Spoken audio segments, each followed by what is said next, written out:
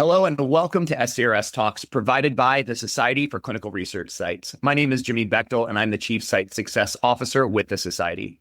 Today with us is Marc Wartenberger, the Vice President of Compliance and Security with CRIO, here to talk a little bit about how AI comes into the picture when we talk about regulation, compliance, security, and the like. Really interesting topic. I'm sure everyone is anxious to hear about what is happening in this space, so we'll try to get as much in this 15 minutes or so as we possibly can. But before we jump into the topic, Marc, I'd love to learn a little bit more about you and your background and maybe hear a little bit about CRIO. Thank you, Jimmy. Thank you so much for having me. Hello, everyone. My name is Marc Wartenberger. As Jimmy mentioned, I am the Head of Compliance and Security at CRIO. Many of you all know us as an e-source company for sites and sponsors that provide e-source solutions for sites around the world. And my role as the Head of Compliance and Quality is also tied in with the role of the Data Protection Officer, and I work closely with our EU clients to make sure that data protection and privacy is provided in a manner that meets all applicable regulations. I've been doing this now for 15 years and the last 4 with CRIO, and I'm really excited to be here and talk about AI and regulations. That's great, Marc, and we're excited to have you as well. So you joined us down in Amsterdam for the European Site Solutions Summit, which we know surfaced a lot of questions from the floor on AI in daily site operations. It really was sort of a hot topic there. So from your perspective, what is the most important thing you think sites need to understand before they start operationalizing AI? That's a great question. A key thing for AI, especially as you are getting started on your AI journey for sites as you're looking to implement AI tools, is to first look for augmentation of your site workflows and not an immediate replacement, right? I think the true value that you can get out of an AI tool is to get some of those minutes and hours back in your workday and during your work week.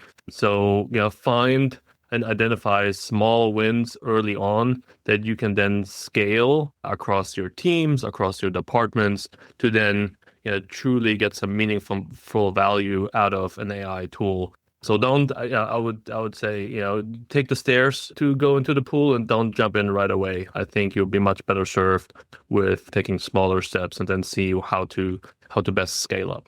It's great advice, Marc. I think the key thing there for me is the augmentation, right? We see and we hear about AI and everyone seems to be creating this hype around don't be left out. Don't get behind with AI. And that probably tends to spark like, well, we got to do it. We got to figure it out. We got to jump into AI, pour a bunch of money into it, invest in all these solutions, but really finding and taking a step back and finding ways to augment your work, I think with AI is probably a really valuable first step. So I think that's a great takeaway for our audience. When it comes to AI, Marc, and validation, sites tend to go one of two ways. They either stall out and they get lost in the mix, or they overbuild, like we kind of just alluded to. So, when we talk about augmentation and taking those initial first steps, what does that simple, defensible validation approach really look like when it's put into practice? And how do you know when you're at the right place, when you've kind of done enough?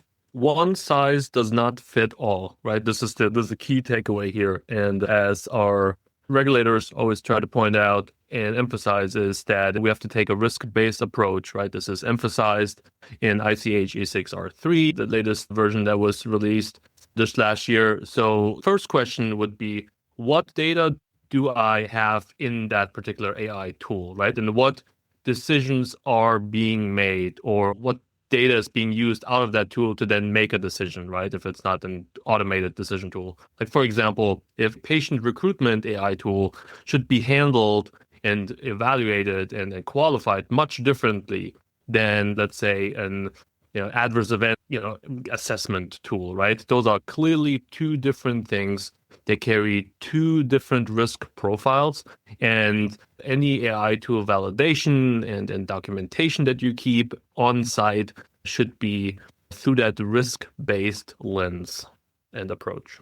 It's a great suggestion, Marc. I think, approaching things from, and I guess objectifying them around the whether or not it's going to open me up to or close the door, or maybe prevent risk, I think is a really important perspective. And that's a great way to really understand where I'm at, right? What do I need to do and how do these things ultimately affect my practice? And Marc, you sit on the SCDM Regulatory Council, which is an excellent place to be, and further speaking to your knowledge in this space. And they host regular town halls. So you're hearing from a lot of sites at once, most likely through these forums. Talk to us a little bit about what the most common AI compliance mistakes you are seeing right now. Wow, Jimmy, how much time do we have? The biggest compliance mistake you can make is to under-document what you're doing, right? And it comes down to having a clear understanding of what the tool does, the AI tool does. I'm calling it a tool because that's what it is, right? A hammer alone doesn't build a house. It takes a human, it takes nails, or it takes, like screwdrivers and screws, right? Like all these different things. AI is just one tool in your tool belt, right? And we should treat those tools as such. Under documenting is probably the worst mistake one can make, right? And that's what really comes down to making sure you as an organization, whether it's a site network, sponsors, CEOs, you need to have a clear AI strategy. Don't employ shadow AI, right? And then no one can just go on and you use their personal AI accounts on whatever tool you want to use, right? To all of a sudden, punch in patient data, right? That's not what we want to do, right? Identify a clear strategy and then use approved tools, right? Where you can then have the proper documentation on hand that, in case auditor shows up at, on your doorstep, that you can demonstrate that you've done your due diligence with an AI tool. And that's probably the one mistake I want to point out for everyone to avoid. It's a really interesting point, Marc, because again, when we talk about compliance and regulation here, it really kind of does go back to, as you were alluding to, the documentation and the compliance and just making sure that all your T's and I's are dotted and you're taking the time to understand how it's going to affect a process and potentially sensitive information before you're diving headfirst into something. I think that's a part that we might miss. I wish ignorance could be bliss in our industry, but we all know that it's not. And approaching something like AI, where we start to have such integration into our daily lives and potentially touching, again, sensitive information, it's so important that we take the time to understand the breadth of how that's going to be ingrained or implemented and what it's going to affect and touch before we get down the road too far. I want to begin to wrap us up here, Marc. It's been great conversation here with a question around the January 2026 FDA and EMA joint guidance that came out right as sites are trying to figure out how to move forward with AI. It's great to have these kinds of guidances and they do help us maybe directionally, but what does it actually require of sites from a day-to-day perspective? Sure. It obviously reinforces the need for human oversight in any clinical trial activities where AI is in play, right? We often hear the term of human in the loop approach, and that human in the loop approach needs to stay in place. Obviously, it also emphasizes data governance and transparency.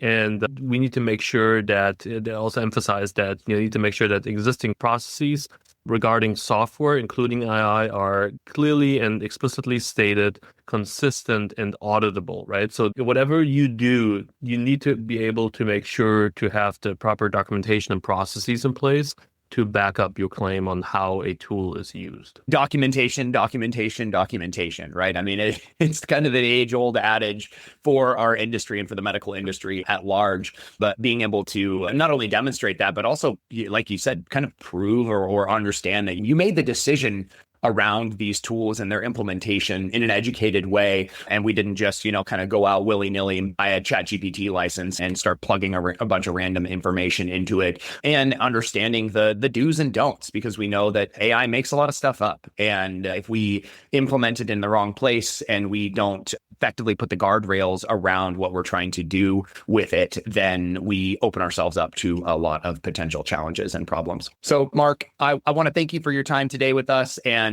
providing some insight into a few paths and a few maybe takeaways and things to think about for the sites as they embark upon this journey and what this means for them. So again, thank you for being with us here today. Thank you so much for having me. I really appreciate it.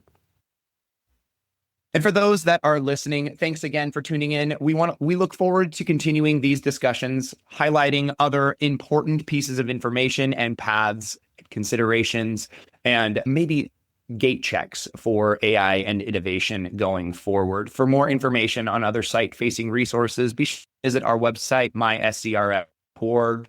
Thanks again for listening, tuning in, and until next time.